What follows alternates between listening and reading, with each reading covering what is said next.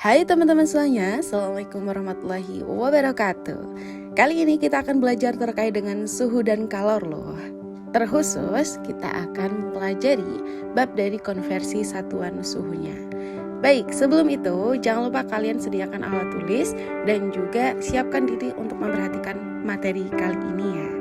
Baik, selanjutnya saya memberi peristiwa yang ada di bawah ini yang disajikan dalam bentuk gambar. Coba kalian amati peristiwa apa yang terjadi di dalam gambar ini.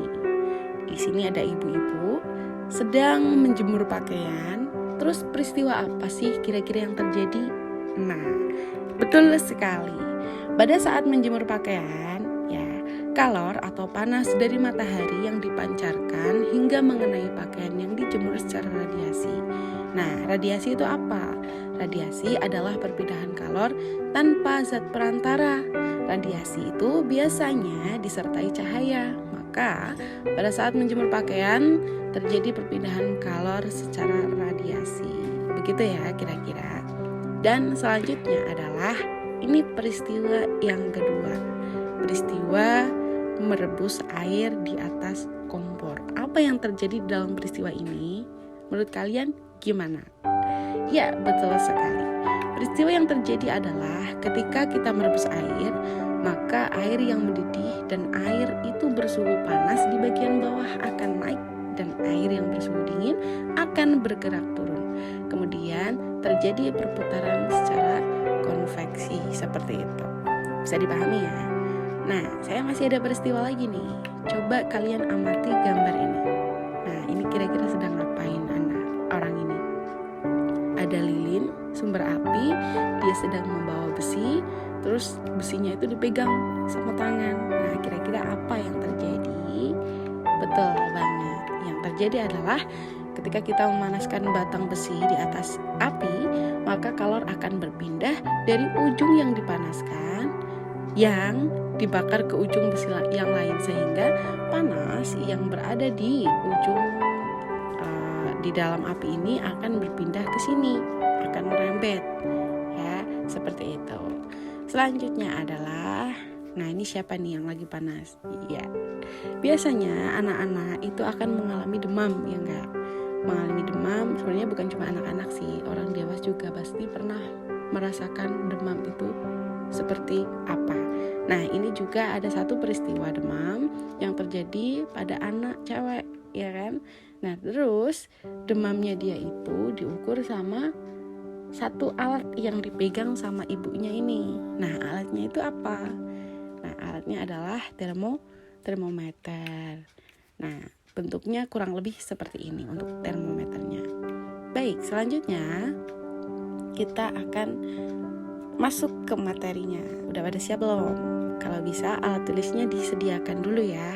Kalau perlu dicatat silahkan dicatat supaya kalian tidak lupa seperti itu. Nah, kalau sudah siap, langsung aja mari kita mulai materi pembelajaran pada kali ini. Yang pertama adalah suhu. Nah, apa yang kalian ketahui tentang suhu? Ayo, udah pada tahu belum? Baik, kalau belum tahu nih, saya kasih tahu.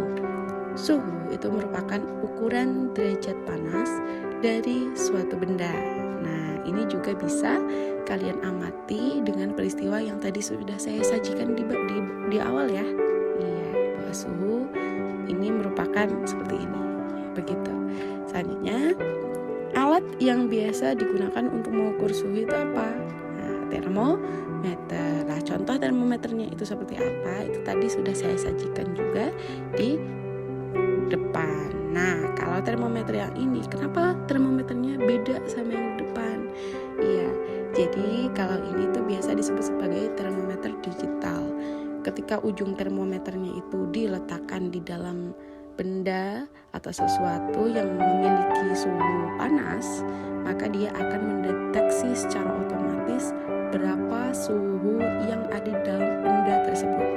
Tapi kalau misalnya menggunakan termometer yang di gambar awal tadi, itu kan termometer manual namanya. Nah, itu ada proses dulu.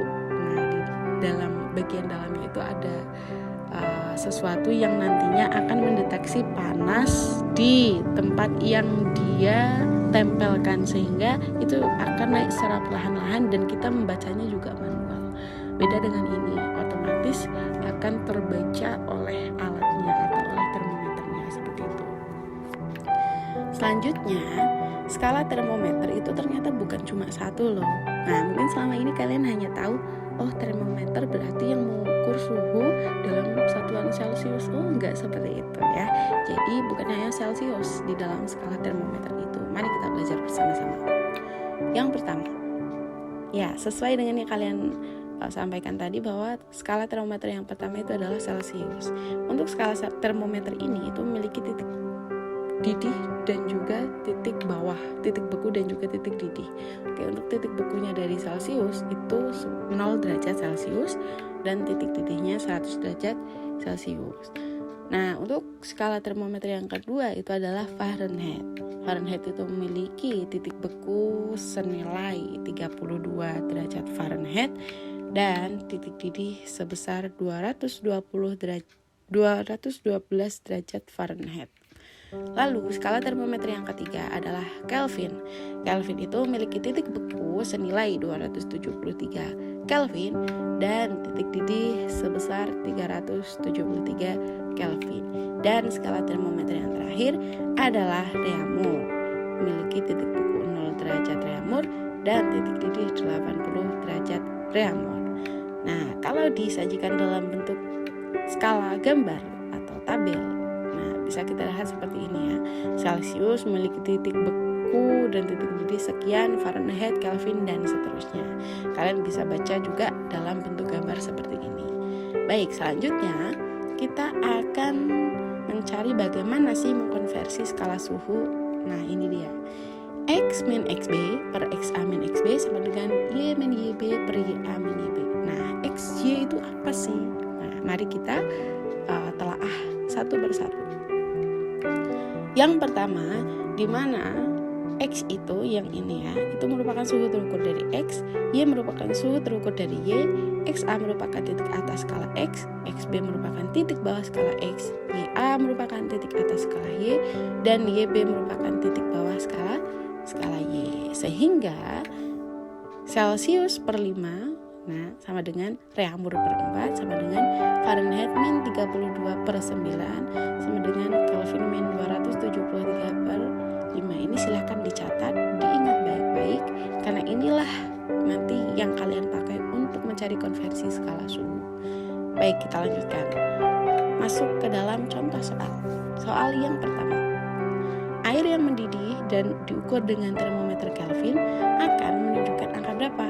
Nah, maka kita harus ingat dulu titik didih ya, titik didihnya pada skala Celcius berapa tadi? 100 derajat Celcius. Ini harus kalian ingat-ingat betul. Sehingga ketika kita menggunakan rumus konversi skala suhu kan seperti ini. Celcius per 5 sama dengan Reaumur per 4 dan seterusnya sampai Kelvin min 273 per 5. Nah, karena di soal di sini adalah termometer Kelvin dan untuk dasar dari skala suhu adalah Celcius, maka kita hanya memakai Celciusnya dan Kelvinnya, sehingga bisa kita simpulkan atau kita tarik yaitu Celcius per 5 sama dengan Kelvin min 273 per 5. Nah, tinggal kita masukkan saja titik didihnya dari skala Celcius itu berapa? 100 ya, dari sini ya. 100 per 5 dari mana? Dari rumus. Nah, terus K-nya yang kita cari ya. K-nya yang kita cari min 273 per 5. Lalu kita hitung lagi. Nah, 100 bagi 5 berapa? 20, betul. Sama dengan K min 273 per 5. Oke, tinggal kita gunakan perkalian silang. 20 kali 5, 100 sama dengan K min 273 per 5. Lalu kita pindah ruaskan, K sama dengan 273 ditambah 100. Sehingga nilai titik didih dari termometer Kelvin adalah 373. Seperti itu. Jadi angka yang menunjukkan titik didih dalam skala Kelvin adalah 373. Cukup mudah bukan? Iya dong. Baik, saya kasih satu contoh soal lagi, kita kerjakan bareng-bareng. Soal yang kedua adalah termometer Y memiliki titik bawah 20 derajat dan titik atas 120 derajat. Termometer Y menunjukkan angka 60 derajat ketika digunakan untuk mengukur suhu suatu air. Jika termometer Kelvin yang digunakan untuk mengukur suhu benda tersebut, maka akan menunjukkan angka berapa? Nah, selanjutnya kita harus ingat-ingat dulu rumus di bawah ini. X min XB, X min XB, Y min YB, per YA min YB. Ini yang akan kita pakai untuk menghitung ini.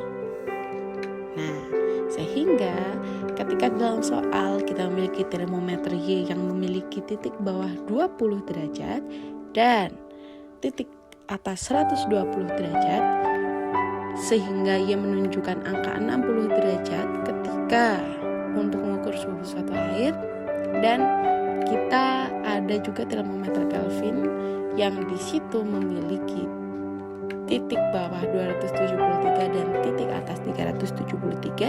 Kita tinggal memasukkan angka-angka dari termometer ini. Nah, seperti ini ya. Untuk nilai K-nya itu kita menggunakan rumus ini, dan nilai Y-nya kita menggunakan termometer Y, sehingga kita tinggal memasukkan saja. K-nya kan yang ditanyakan, sehingga K-273 itu adalah XB, titik bawahnya ya, tinggal dimasukkan saja. Titik bawahnya dari Kelvin berapa? 273 dimasukkan. Lalu per titik atas dari Kelvin yaitu 373 min 273 sama dengan Y ya. Y itu nilainya berapa? 60 ya. Dikurangi titik bawah termometer Y yaitu 20, dan per titik atas dikurangi titik bawah dari termometer Y. Jadi hasilnya seperti ini, tinggal kita hitung saja. K min 273 sama dengan 100. 100 itu dari mana? Dari 373 min 273. Dan kalau ini dari sini ya. Baik. Lalu kita ke sini. K ini menggunakan perkalian silang ya. Coba kalian hitung sendiri kalau misalnya nggak percaya. Kita menghasilkan seperti ini. K min 273 sama dengan 40. Sehingga kalau dipindah ruaskan, min jadi plus, K sama dengan 40 tambah 273. Nah, sehingga nilai angka dari Kelvin itu adalah 313. Jadi nilai angka yang dihasilkan adalah 313. Baik, seperti itu. Mudah lagi kan? Yalah, sangat mudah sekali. Nah, sekarang coba kalian kerjakan latihan soal ini sesuai dengan cara yang tadi sudah dijelaskan, di mana soalnya adalah termometer Y mengukur suhu es pada minus 15 derajat Y dan mengukur suhu air mendidih pada 150 derajat Y. Termometer Celcius mengukur suhu benda tersebut adalah 45 derajat Celcius. Berapa suhu benda tersebut jika diukur dengan termometer Y? Oke, di sini ada termometer Celcius dan juga termometer Y. Kita menggunakan rumus dari soal yang kedua, jadi kalian tinggal memasukkan nilai-nilai yang sudah ada di soal dengan rumus yang ada di dalam soal nomor 2. Seperti itu. Selamat mengerjakan dan terima kasih. Wassalamualaikum warahmatullahi wabarakatuh.